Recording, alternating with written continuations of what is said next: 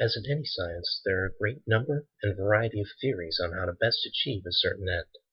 We will be focusing on Barbara Friedrichsen's broaden and build theory. Broaden and build theory, simply put, states that much in the same way that negative emotions have a profound effect on more than just our mental state, positive emotions can strengthen physical, psychological, and social resources which ultimately promote our well-being. Much in the same way that stress increases our ability to fight off infections or diseases, positive emotions aid in our ability to do so. Perhaps more importantly, positive emotions help us to cope in times of suffering. Now that we have established the importance of positive emotion, we can now give you the means to put this theory to test in your own life. These activities are simple, and as we will demonstrate, they can be done without altering your schedule or committing to a radical new lifestyle. Mindfulness is a state of attention, characterized by awareness of the present moment. This awareness does not include any judgment or evaluation of your experience. Instead, it simply acknowledges things as they are. You can think of this as seeing each moment clearly. Mindfulness can be practiced and cultivated, allowing for the development of a state of mindful awareness where you can be fully present in each moment without immediately judging it, resisting it, or changing it. Research suggests that cultivating mindfulness can lead to increases in self-esteem, happiness, and attentional control. While a very common way to practice mindfulness is through meditation, you can learn to be mindful in any activity from walking to driving to eating.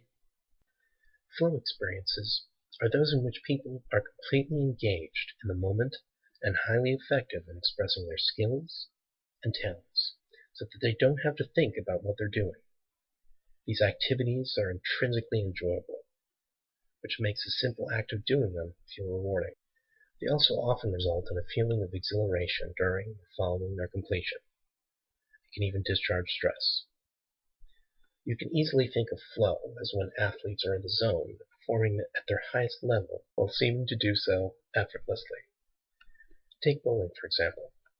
For many people, playing recreationally, rolling the ball down and knocking over the pins, requires them to think about exactly what it is they're doing, analyzing every little move they make. On the other hand, a person experiencing flow while bowling is totally absorbed and loses himself in being one with the ball as he rolls it. Any activity that challenges people to apply their talents and skills at a high enough level can have flow in it. Relationships are a major contributor to overall well-being and happiness, with some biological effects as well. Oxytocin, a hormone produced by the pituitary, is released, producing a feeling of calmness, comfort, and safety.